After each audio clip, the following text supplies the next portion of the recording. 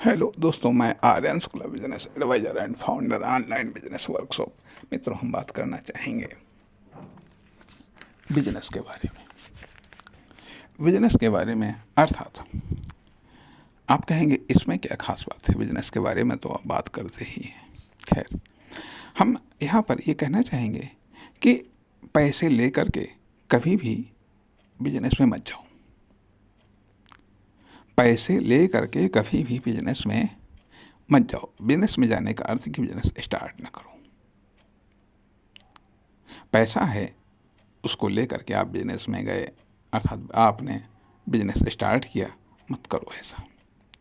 हमने अपने अनुभव में पाया है कि पैसे लेकर के जब हम बिजनेस स्टार्ट करते हैं, हम कभी कामयाब नहीं होते हैं। फिर यदि बिजनेस के साथ में आपके पास में टैलेंट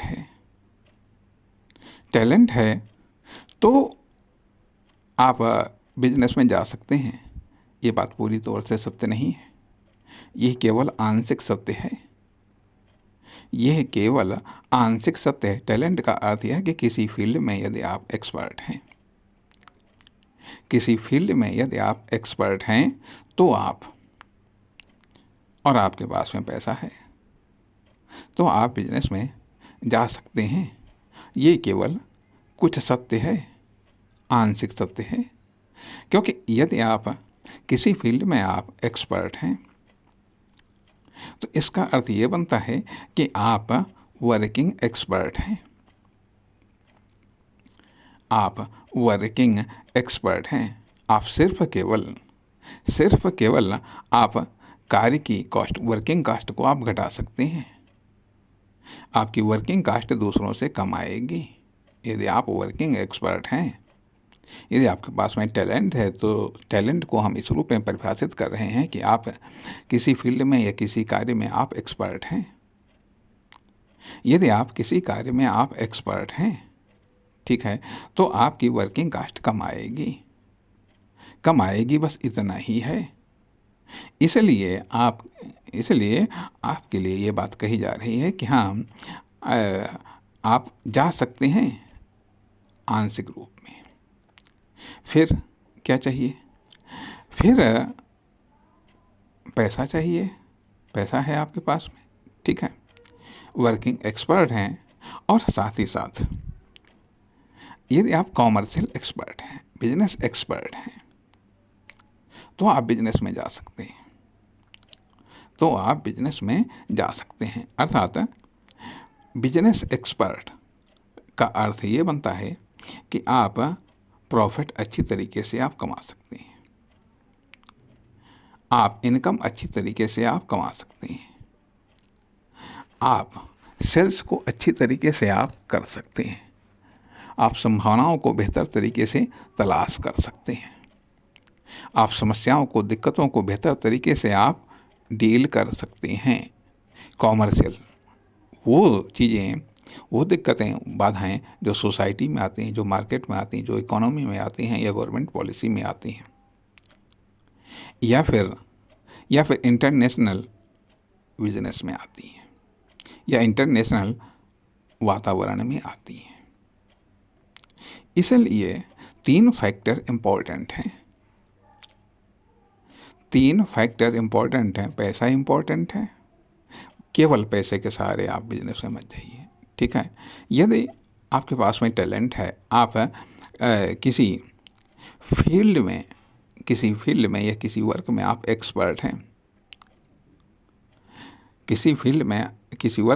एक्सपर्ट हैं, तो आप जा सकते हैं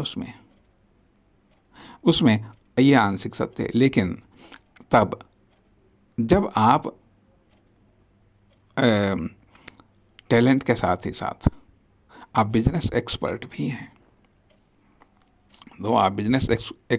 हैं, तो आप जा सकते हैं। तो आपके लिए ये संभावनाएं बेहतर हैं, क्योंकि एक तरफ आप वर्क की कॉस्ट को कम कर लेंगे, बेहतर वर्क दे पाएंगे, बेहतर प्रोडक्ट या सर्विस दे पाएंगे। साथ ही साथ वर्किंग एक्सपर्ट से आपकी कॉस्ट कम होगी तथा बेहतर प्रोडक्ट या सर्विस या वर्क आप दे पाएंगे। ठीक है, या फैसिलिटीज़ दे पाएंगे। वहीं दूसरी तरफ जब आप बिजनेस एक्सपर्ट हैं तो बेहतर तरीके से मार्केट को, कस्टमर को, परिस्थितियों को, इकोनॉमी में या आदर्श कंडीशंस या परिस्थितियों में खुद को, खुद के बिजनेस को, खुद की फर्म, दुकान, कंपनी को बेहतर तरीके से आप संचालित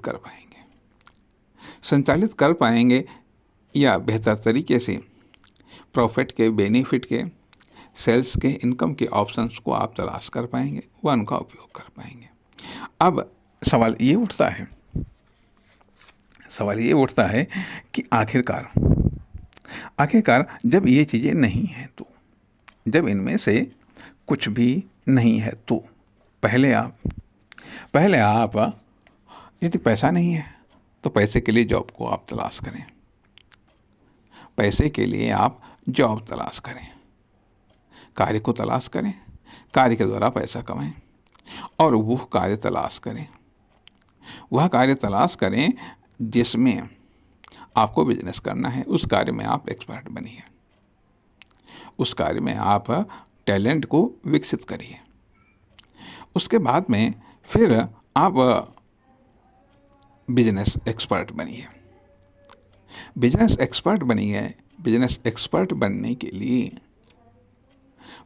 लिए एक तो लर्निंग है, बिजनेस को सीखिए, बिजनेस को करिए और कॉम्प्लिकेटेड बिजनेस करिएगा।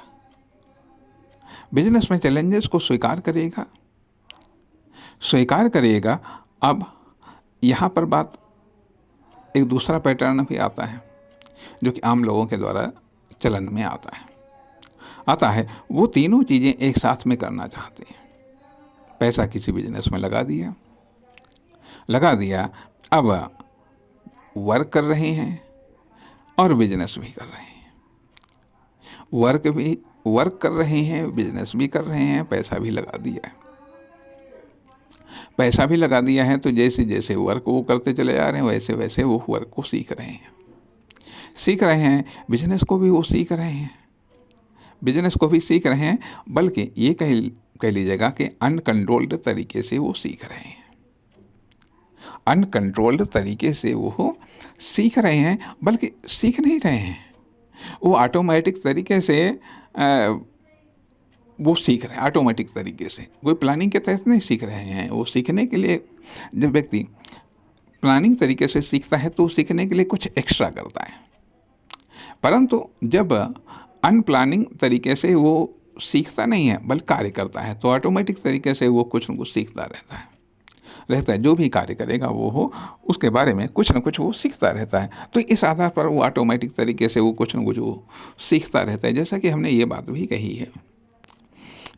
कही है कि प्रत्येक कार्य, लगभग 99% वर्क के एक न्यूनतम लेवल तक कार्य को करने के लिए किसी टैलेंट, किसी नॉलेज की आवश्यकता नहीं पड़ती। जो भी आपके पास में जितना है उतना आप आराम से एक निर्धारित लेवल तक वो कार्य आप कर सकते हैं, निर्धारित मात्रा में वो कार्य आप कर सकते हैं, चाहे बिजनेस हो चाहे जो भी हो। 99% ऐसे वर्क हैं, ठीक है, 99% ऐसे वर्क हैं। केवल 1% ऐसे वर्क हैं, 1% ऐसे वर्क हैं जिनमें आप बिना टैलेंट के, बिना एक्सपर्ट बने आप 1% भी नहीं कर सकते। लेकिन फिर भी 99% ऐसे वर्क हैं जिनकी एक निर्धारित मात्रा में उन कार्यों को संपन्न करने के लिए किसी टैलेंट की आवश्यकता नहीं पड़ती। जो है आपके पास में उसी से आप कर सकते हैं। लेकिन उससे अधिक के लिए जानकार होना आवश्यक है, उससे अधिक के लिए एक्सपर्ट होना आवश्यक है, और उससे अधिक के लिए स्पेशल यूनिक एजुकेटेड होना आवश्यक है। तो वही चीज़ें आती हैं कि बिजनेस में हम कब, कैसे, क्यों एंट्री करें। इम्पोर्टेंट यह है कि बिजनेस में हम कब, क्यों, कैसे एंट्री करें। अब मान लिया, जैसा कि हमने बताया कि यदि केवल पैसा है, पैसे के सहारे आप एंट्री करेंगे, गड़बड़ हो जाएगा मामला। क्योंकि वर्किंग कास्ट आप कम नहीं कर पाएंगे, क्योंकि आप वर्किंग एक्सपर्ट नहीं हैं, वर्क एक्सपर्ट नहीं है, आप कॉमर्शियल एक्सपर्ट नहीं है, बिजनेस एक्सपर्ट नहीं है, तो उन संभावनाओं को आप डील नहीं कर पाएंगे, संभावनाओं को आप डील नहीं कर पाएंगे। और एक चीज़ है कि जो बिजनेसमैन होते हैं, हमने ये पाया है, एक पुअर क्लास बिजनेसमैन होते हैं, दूसरे मिडिल क्लास बिजनेसमैन होते हैं, और तीसरे अपर क्लास होते होंगे। ठीक है, अपर क्लास होते होंगे, लेकिन हो सकता है कि हम अभी तक उनके टच में ना आए हों। लेकिन अब मान लिया यदि केवल पैसे के सहारे, दूसरी चीज़ आती है, यदि आपके पास में केवल टैलेंट है, वर्क तो मालूम है लेकिन पैसा नहीं है, वर्क तो मालूम है लेकिन पैसा नहीं है, तो आप उसको स्केल अप नहीं कर पाएंगे, अर्थात उसको एक लेवल पर, उसको बड़े रूप में आप नहीं स्टार्ट कर पाएंगे।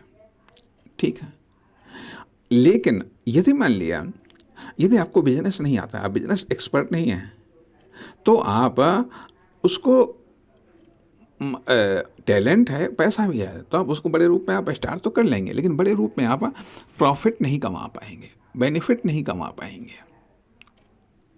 खुद को बड़ा, या खुद की फर्म दुकान कंपनी को, खुद की प्रोडक्शन को, खुद की प्रोडक्ट या सर्विस को, खुद की डिस्ट्रीब्यूशन को या खुद की सेल्स को एक बहुत बड़ा नहीं बना पाएंगे, यदि आप बिजनेस एक्सपर्ट नहीं है तो जैसा कि हमने कहा कि एक पुअर क्लास बिजनेसमैन और एक मिडिल क्लास बिजनेसमैन, ये हम कुछ सोच या एक्शन के आधार पर हम बात कर सकते हैं, या ये कह लीजिएगा कि कुछ चीज़ों की समीक्षा के आधार पर, कुछ चीज़ों के आधार पर हम निर्धारित करते हैं कि ये पुअर क्लास बिजनेसमैन है, या मिडिल क्लास बिजनेसमैन है, या फिर अपर क्लास बिजनेसमैन है। उदाहरण के लिए 3 फैक्टर आते हैं, एक तो कस्टमर डीलिंग, दूसरी चीज़ है जो भी उसकी फर्म दुकान कंपनी प्रोडक्ट या सर्विस है, ठीक है, उसका मेंटलाइजेशंस, अर्थात उसका मेंटेनेंस, दूसरा फैक्टर। तीसरी चीज़ आती है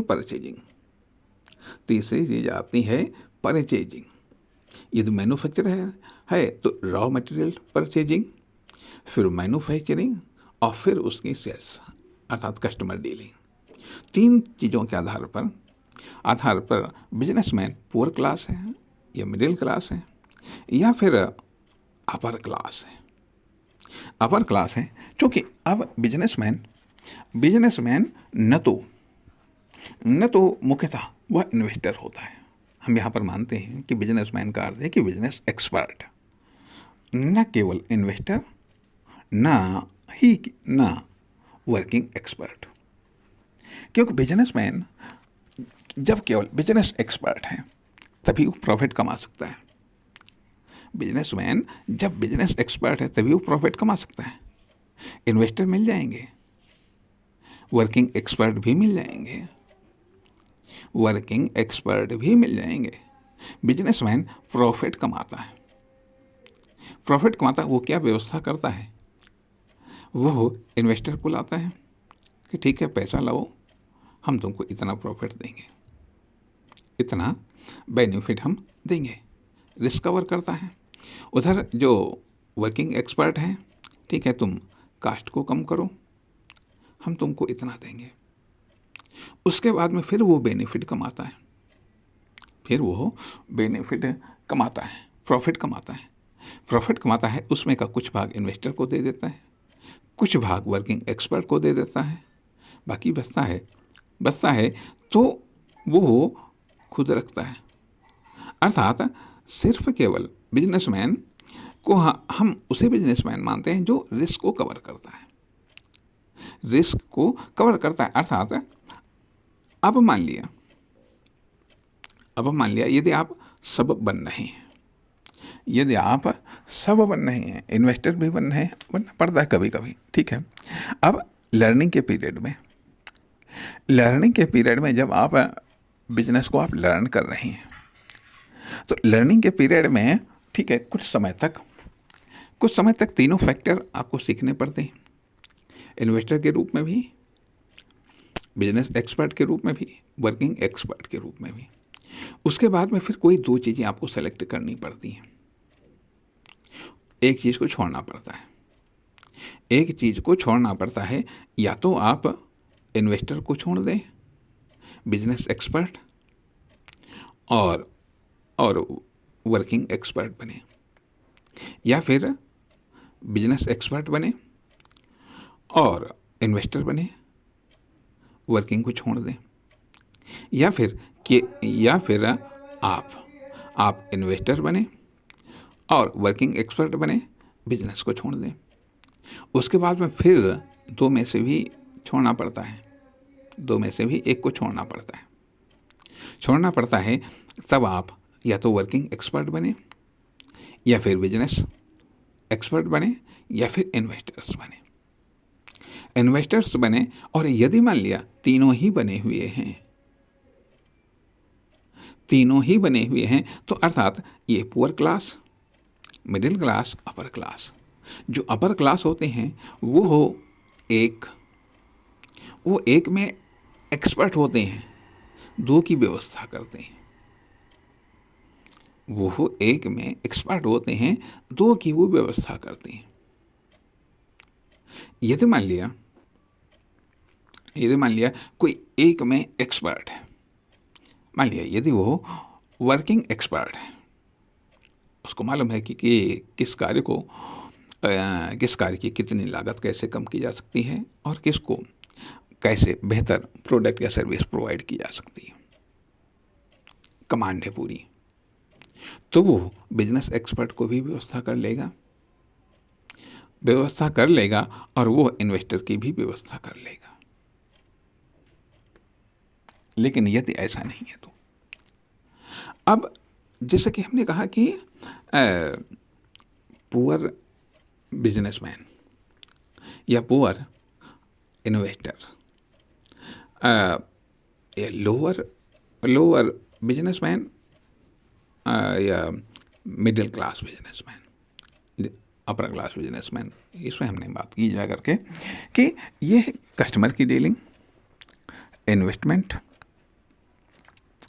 और व्यावसायिक संभावनाओं की उपयोग के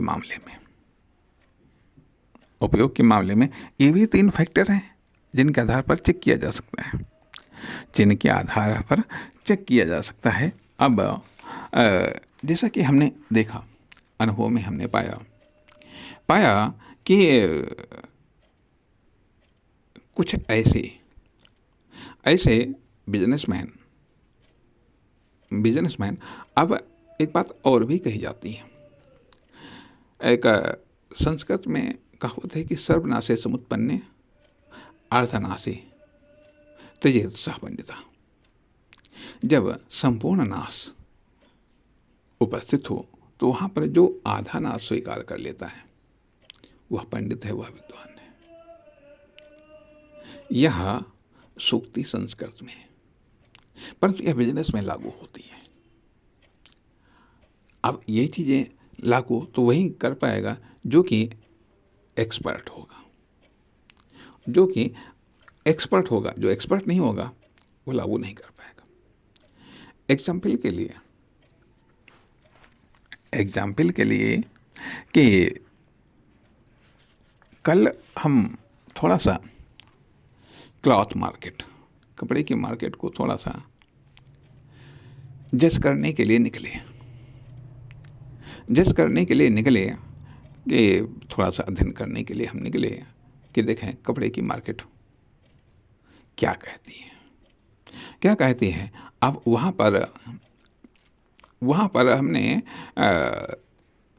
एक रेडीमेड कपड़ा लेना था या नहीं लेना था, यह इसके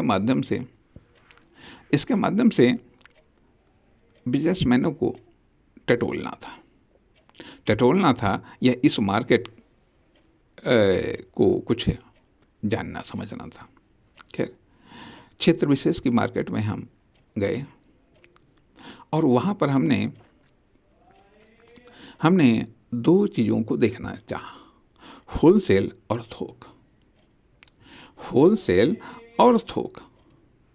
अब यहाँ पर क्या देखा, हमने ये पाया, पूरी अपनी स्टडी में ये चीज़ को पाया कि जो हमने बात कही कि जो पुअर क्लास या मिडिल क्लास बिजनेस का आइडिया भी इस स्टडी से ही निकल करके सामने आया कि कई सारे दुकानदारों को हमने देखा, कई सारी दुकानों पर हमने जानकारी की, लेकिन कोई भी संतुष्ट नहीं कर पाया। आप कहेंगे ऐसी क्या बात थी कि वह संतुष्ट नहीं कर पाया।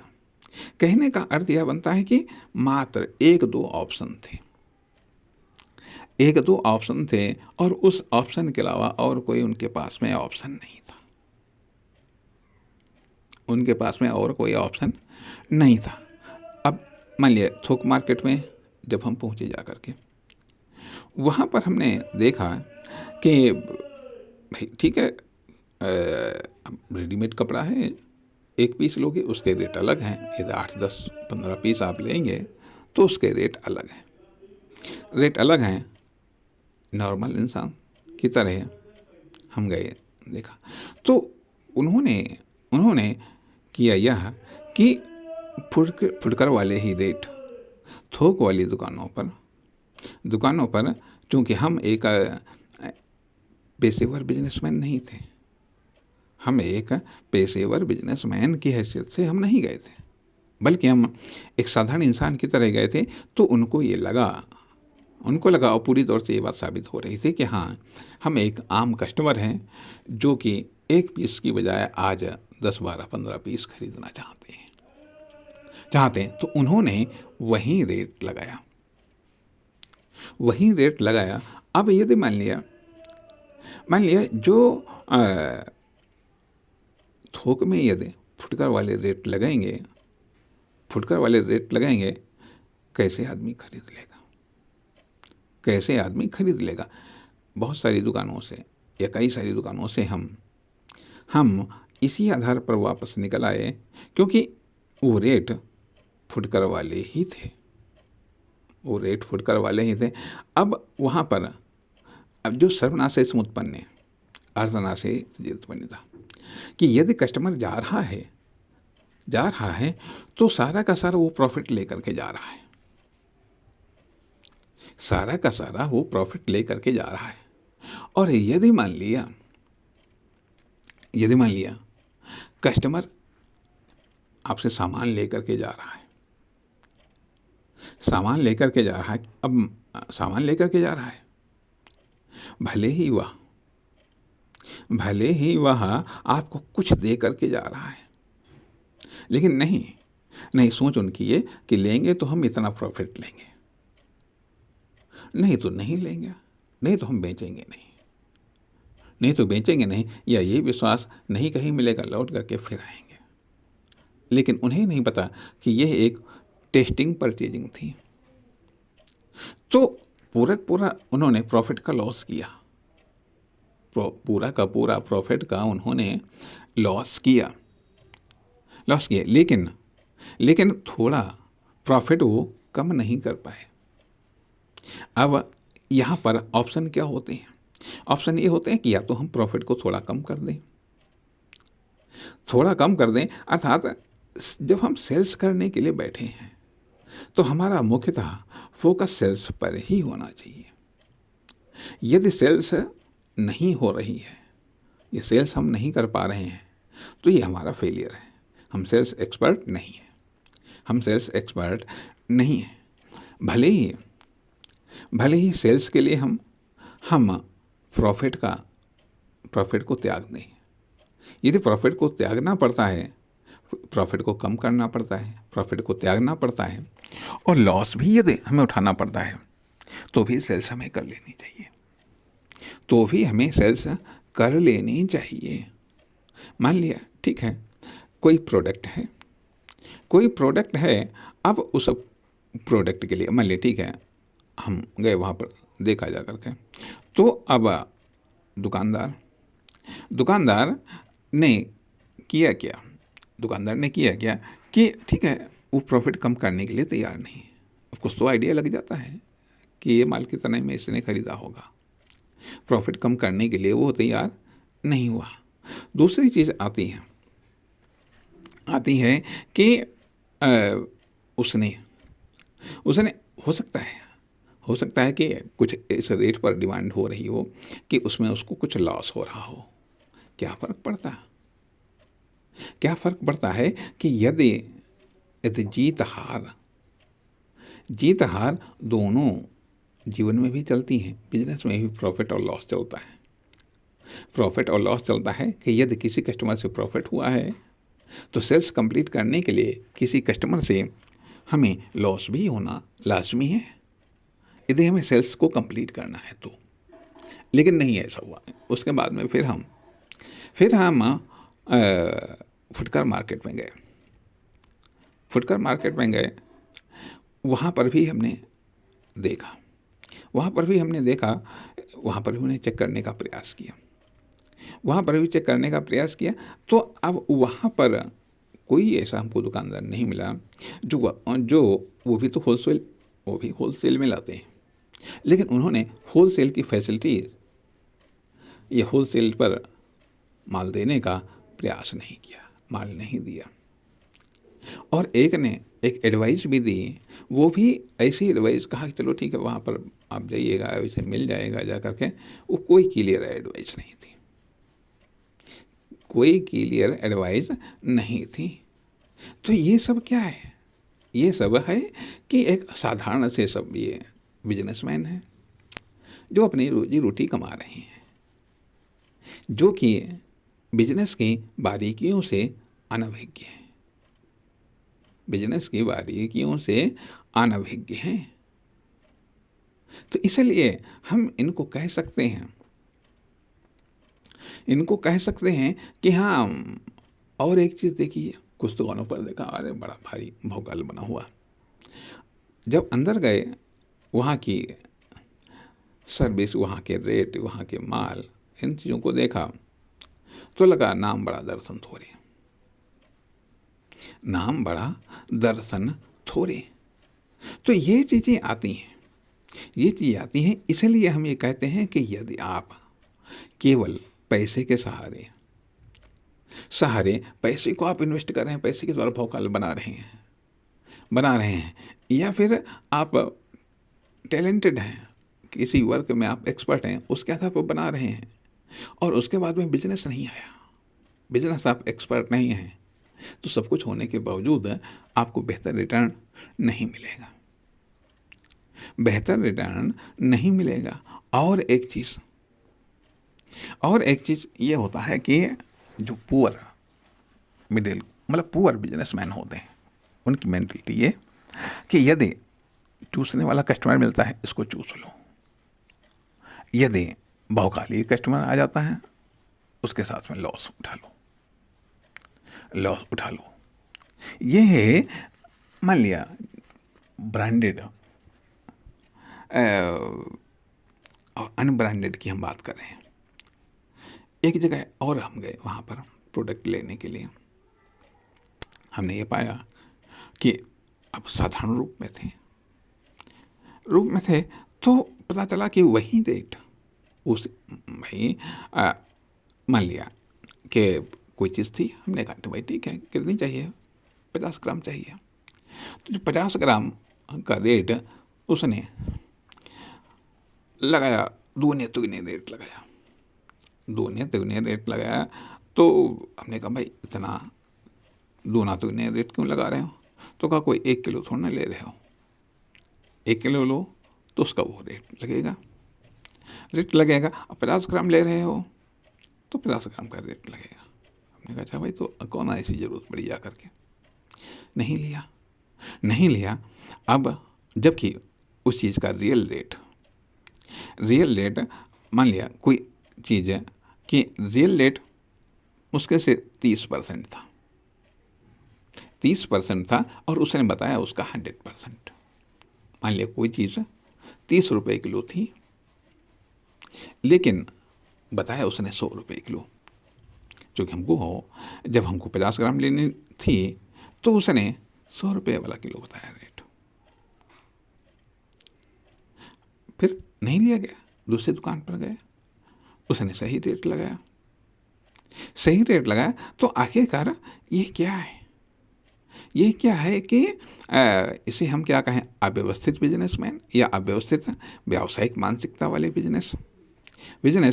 तो इनमें व्यावसायिक नॉलेज का अभाव है।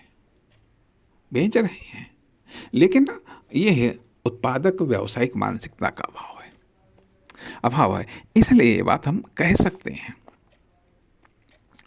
सकते हैं कि बिजनेस में केवल पैसे से या फिर केवल पैसे से या केवल टैलेंट से काम नहीं चलता है। तीनों चीज़ें होनी चाहिए। पैसा भी हो, टैलेंट भी हो और व्यावसायिक जानकारी भी हो, तभी आप बिजनेस में कदम रखें या तभी आप बिजनेस में कामयाब हो सकते हैं। अर्थात यदि ये तीनों चीज़ें नहीं हैं तो आप बिजनेस ओपन करने के बाद भी, तो हमने तमाम सारे ऐसे बिजनेस देखे जा करके, तमाम सारे ऐसे दुकानदार देखे जा करके जो बैठे हैं, चल रहा है, तो क्या एक्सपर्टनेस का अभाव है। कहीं ना कोई चीज़ वीक है, कमज़ोर है, जिसके कारण वो उनकी दुकान या उनकी फर्म, दुकान, कंपनी या उनका प्रोडक्ट या सर्विस ग्रो नहीं कर रहा है। नमस्कार, धन्यवाद।